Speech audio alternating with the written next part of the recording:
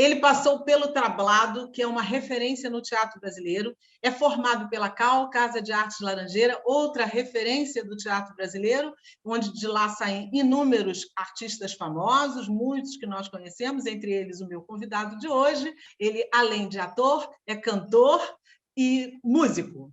Tem presença constante nos musicais brasileiros, como, por exemplo, Otelo da Mangueira, Salsa American Way, Teatro Brasileiro 2, A Cor Púrpura, O Homem de La Mancha, onde ele rouba a cena com um Sancho Panza maravilhoso. É um artista múltiplo, ele tem uma versatilidade, um domínio de palco incrível, tanto para o teatro infantil quanto para o teatro adulto. O meu convidado de hoje é o ator, músico e cantor Jorge Maia. Jorge, muito bom ter você por aqui, conversar sobre essa história linda e tão potente que você tem nas artes cênicas. E eu esqueci de dizer que você ainda tem excelentes personagens na televisão e no cinema, só para completar aqui o seu currículo. Rogéria, muito obrigado pelo convite. É um enorme prazer participar desse programa, podendo aqui, né, a gente conversar um pouco sobre a minha trajetória, sobre, enfim, a minha história, sobre, enfim, várias coisas, né? Um pouco do muito que você tem feito, né? Exatamente. Como eu disse, você é um artista múltiplo. E quando criança, você deu algumas declarações que você gostava de imitar alguns cantores.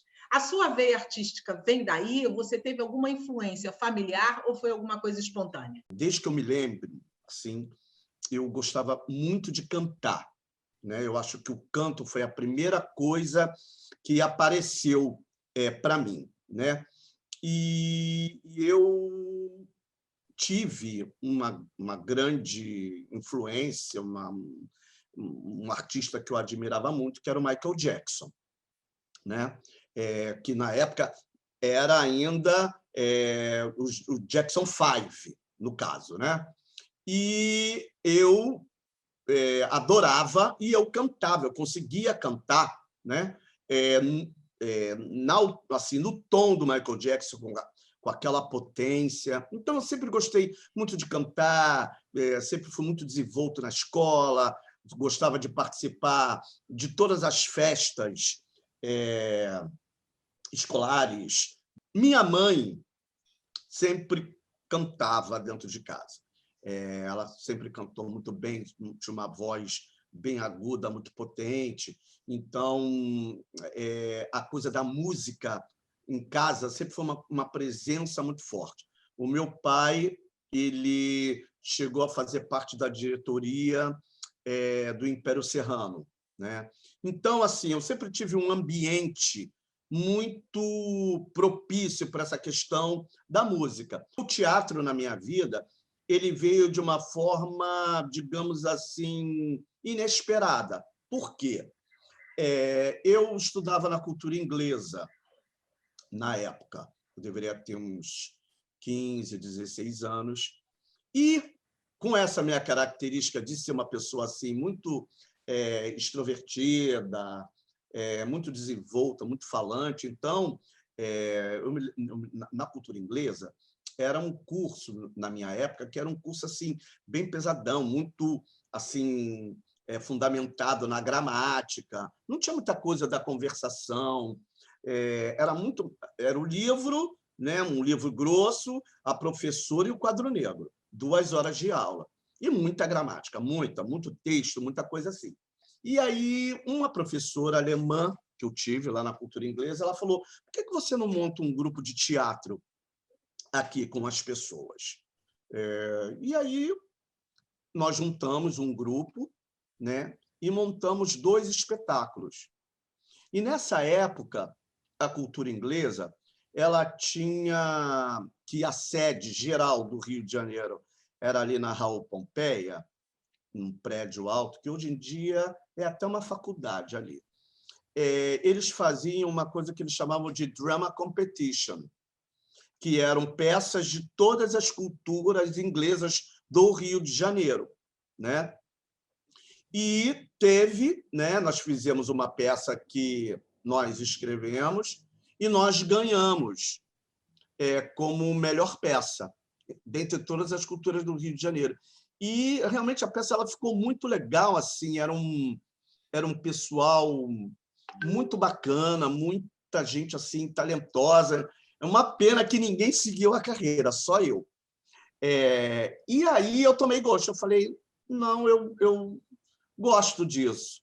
E eu tinha uma amiga minha, que era vizinha, né, que ela estava, na época, fazendo o tablado. E ela fez a primeira montagem, que foi uma peça de final do ano, dos 12 Trabalhos de Hércules. E foi Esse por conta espetáculo, dela que você conheceu o tablado. exatamente, o tablado. E essa peça, na época, foi uma peça que fez muito sucesso, porque ela começou como uma pecinha de final de ano e que depois ela ganhou várias montagens, dirigidas, né, pelo Carlos Wilson Damião. Olha, nessa Famoso peça, Damião. famoso Damião, olha, nessa peça tinha Malu Mader, Roberto Bataglin, Felipe Martins, Maurício Mata. Era uma turma que, entendeu? Que depois, O né? tablado e a Cal, por onde você passou, são dois celeiros de excelentes artistas que a gente tem até hoje, aí, gerações e gerações. Né? Você Sim, foi não, aluno da Maria Clara Machado?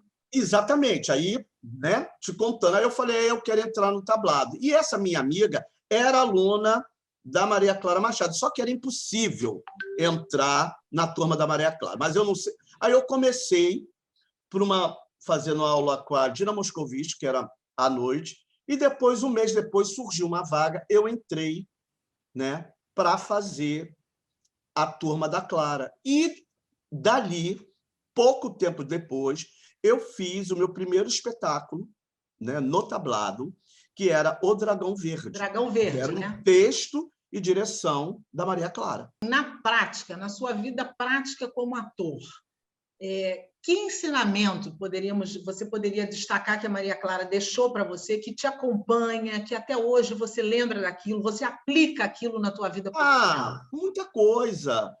Disciplina, pontualidade, o saber, o pensar no teatro, né?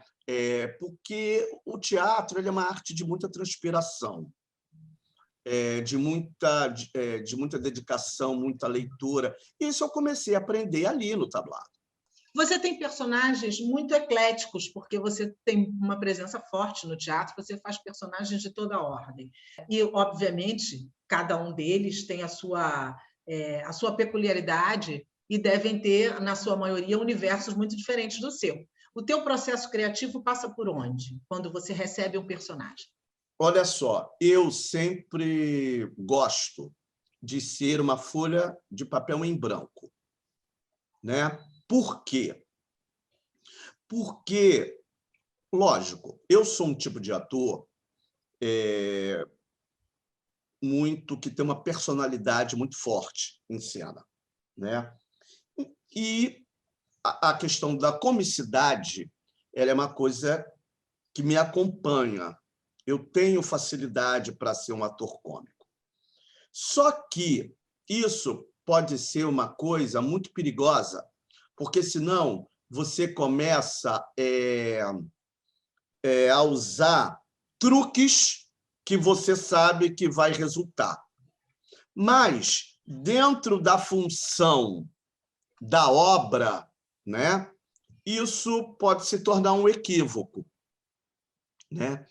Então, por que eu gosto de ser uma folha de papel em branco? Porque cada diretor ele observa e sente um aspecto seu, né?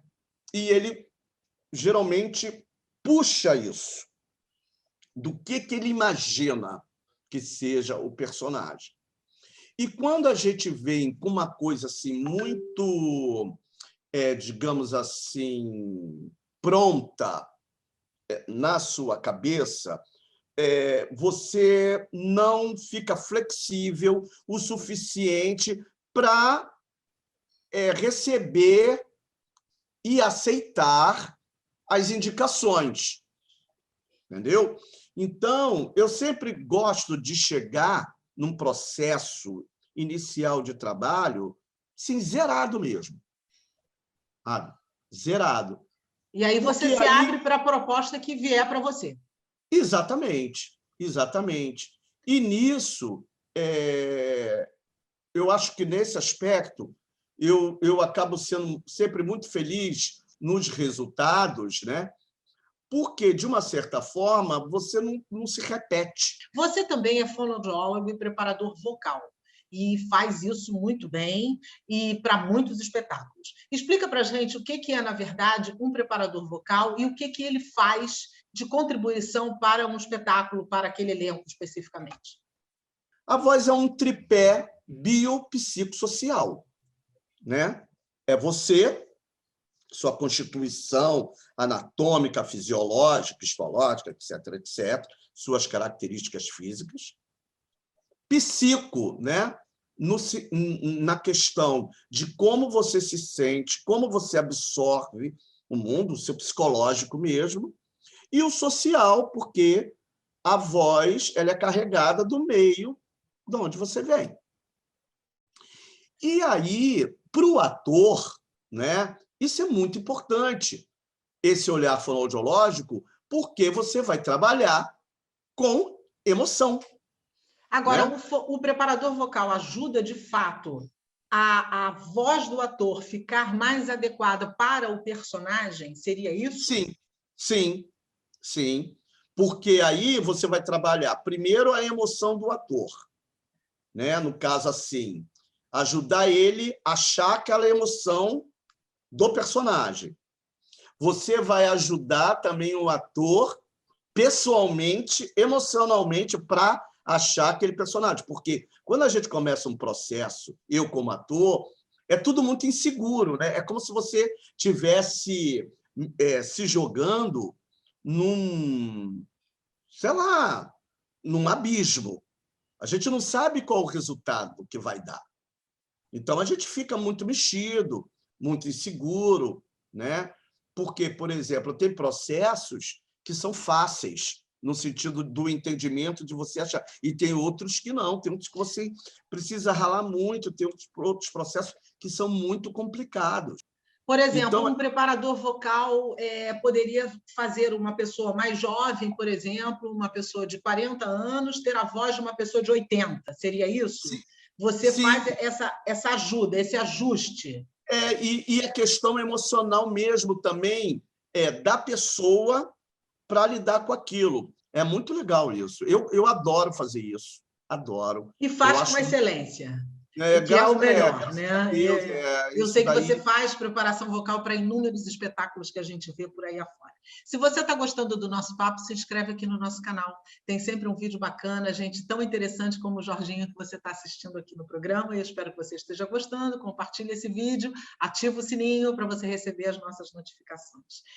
Há pessoas que acham que no teatro não se pode, não se deve ter microfone, o ator tem que ter a voz e tem que conseguir projetar e tem que conseguir falar. Há diretores que não aceitam e há outros que hoje em dia acham absolutamente normal e as pessoas já chegam pedindo o microfone.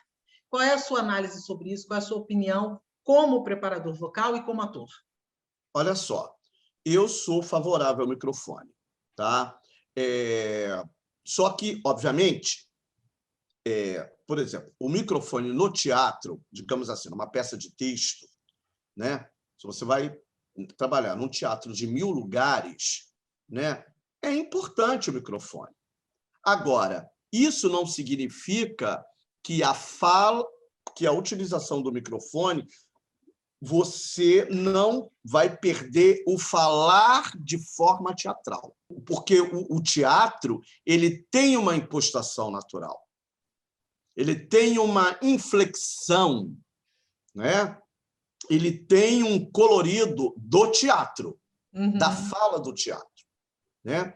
Então, muitas pessoas confundem, né, que a utilização do microfone é só para amplificar a voz. E não é isso. Entendeu? Então, nesse sentido, eu seria contra, e aí eu sou contra, você utilizar o microfone para isso. O microfone ele só é para trazer um conforto para o público, ouvir melhor, né? E também para trazer um conforto também para o ator. Mas a fala ela precisa ser teatral. Jorge, você é um ator negro e nós estamos caminhando com algumas políticas nesse sentido, inclusive no teatro. Há passos ainda curtos. Poderíamos ter avançado muito mais, porque temos essa questão do racismo estrutural, isso já é uma realidade inegável. Você acha que os atores, dentro do meio artístico, aqueles que têm voz, negros, claro, estão usando a sua voz efetivamente em prol da causa do negro artista?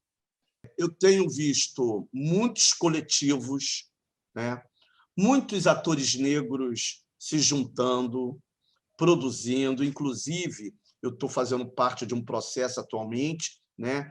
De um espetáculo que eu faço a direção musical e a preparação vocal, que se chama Luísa Maim, Eu Ainda Estou Aqui. Maravilhoso espetáculo. Maravilhoso espetáculo. Muito lindo, um espetáculo muito forte, muito relevante, muito importante para o que estamos vivendo, né? Que está lá no Teatro Petra Gold, que é uma junção.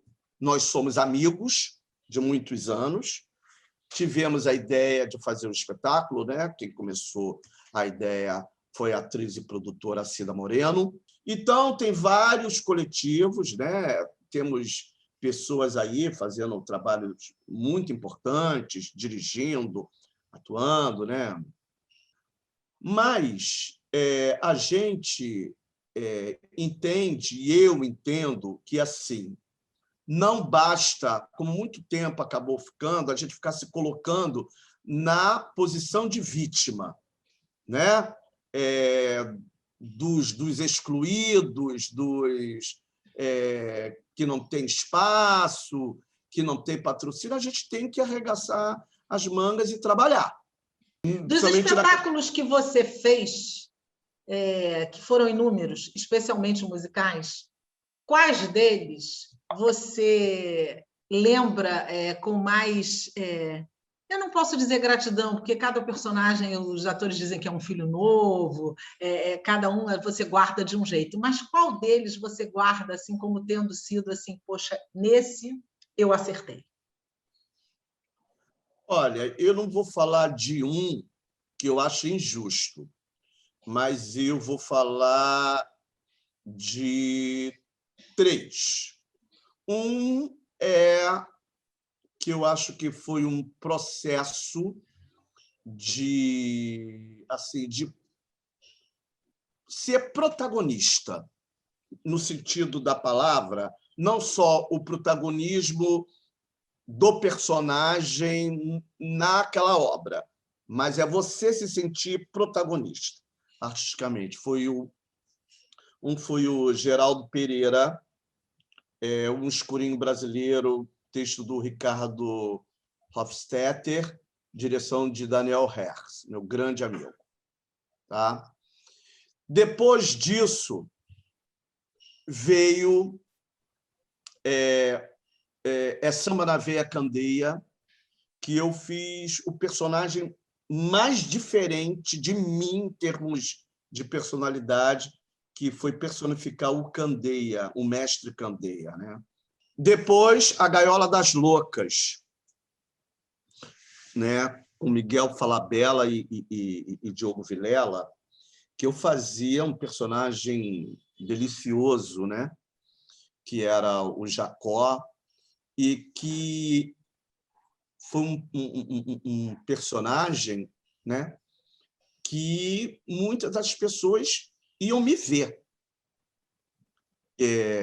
Isso foi muito interessante, né? E eu ali com 2 ícones, né, do Teatro Nacional, que é Miguel Falabella e Diogo Vilela, né? Que não dispensa comentários, né, da potência do que eles são artisticamente. E tinha gente que não é os vê-lo, não, iam me ver, tá? Porque realmente eu fazia muito bem. Eu fazia muito bem. Eu assisti. O teatro era maravilhoso, realmente. O teatro vinha abaixo comigo, era uma loucura. E eles foram muito generosos. Eu sempre gosto de falar isso porque o nosso mundo é um mundo de ego, né? Do ego, né?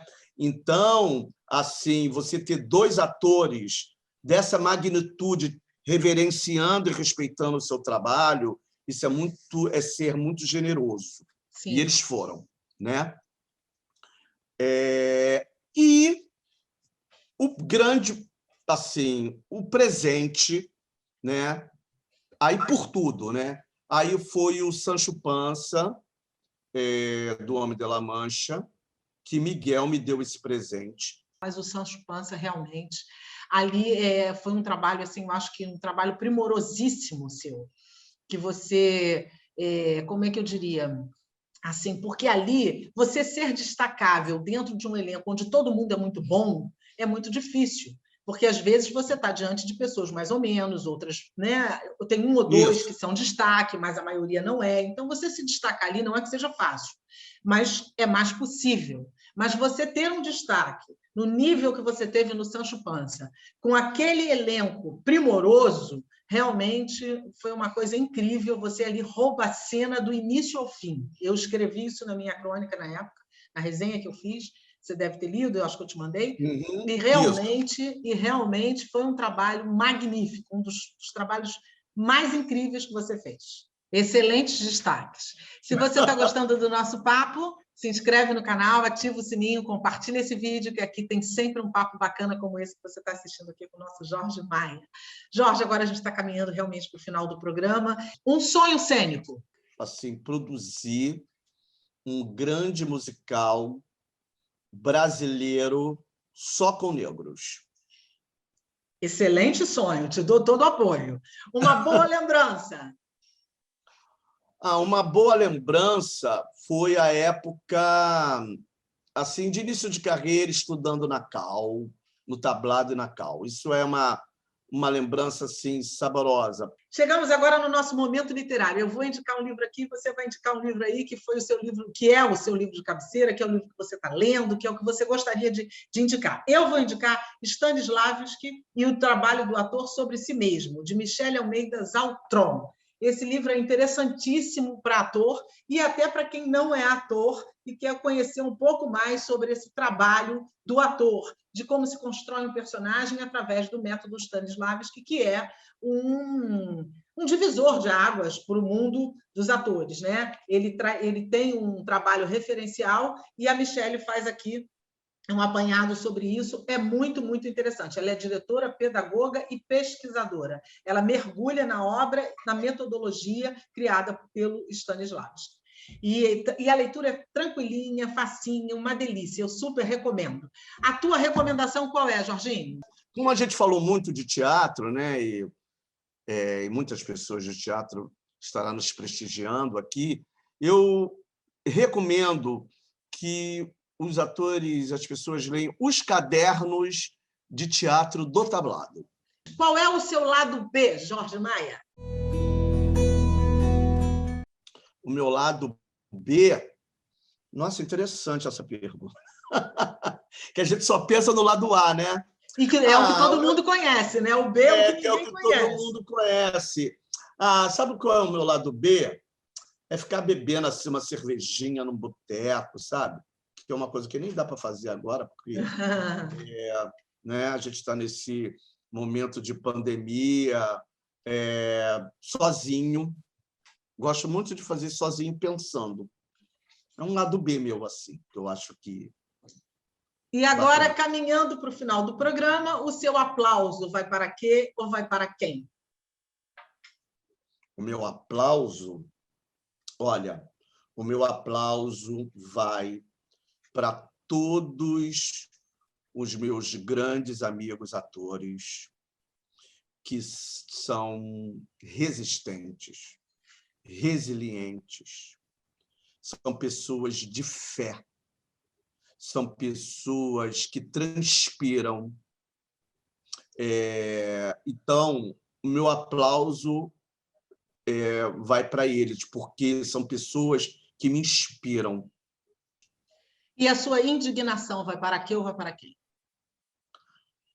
Olha, a minha indignação vai para o que a gente está vivendo em termos de governo nesse momento. É algo inaceitável, é algo que eu nunca vi, tamanha maldade, tamanha ignorância, obscurantismo, negacionismo, é algo tudo de ruim.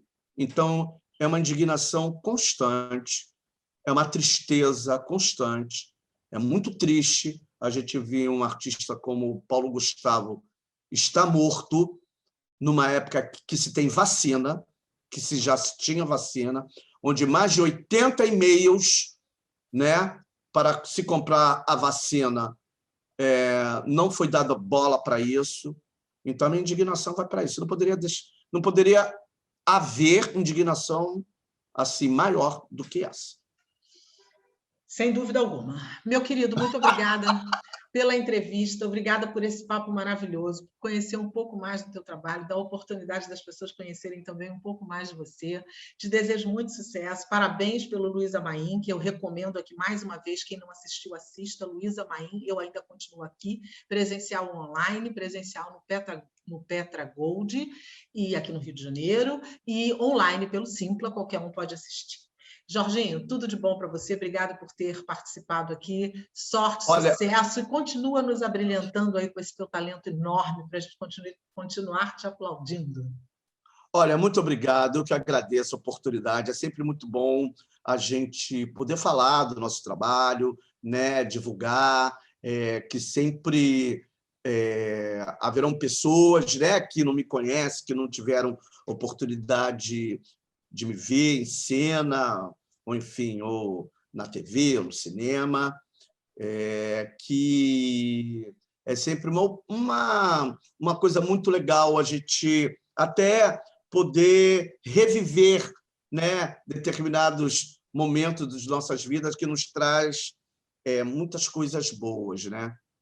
E a gente falar de histórias assim tão pulsantes, eu acho que traz para a gente, nesse momento, que você acabou de falar, um alento, uma esperança. Né? Sim, com certeza. O teatro acaba nos trazendo sempre essa esperança. Né? As pessoas que fazem o teatro continuam nos trazendo essa esperança de dias melhores. Né? A arte salva, como a gente costuma dizer. Né? Sem Jorge, dúvida. Super obrigada mais uma vez. Muito sucesso para você. Obrigadíssimo, tá, Rogério? Eu que agradeço. Um grande beijo, tudo de bom. Para você também. E espero te aplaudir muito ainda. A você que esteve com a gente até aqui, super obrigada pela sua audiência. Continua com a gente, se inscreve no canal, ativa o sininho, compartilha esse vídeo. E você, ativando o sininho, você vai recebendo as nossas notificações. Para terminar, eu agradeço à Fundação Seja em Rio pelo apoio que nos dá para continuar aqui com o programa no ar. E vou deixar aquele pensamento que eu deixo aqui sempre para vocês. Todo ser que respira, louve a Deus. Até o próximo programa.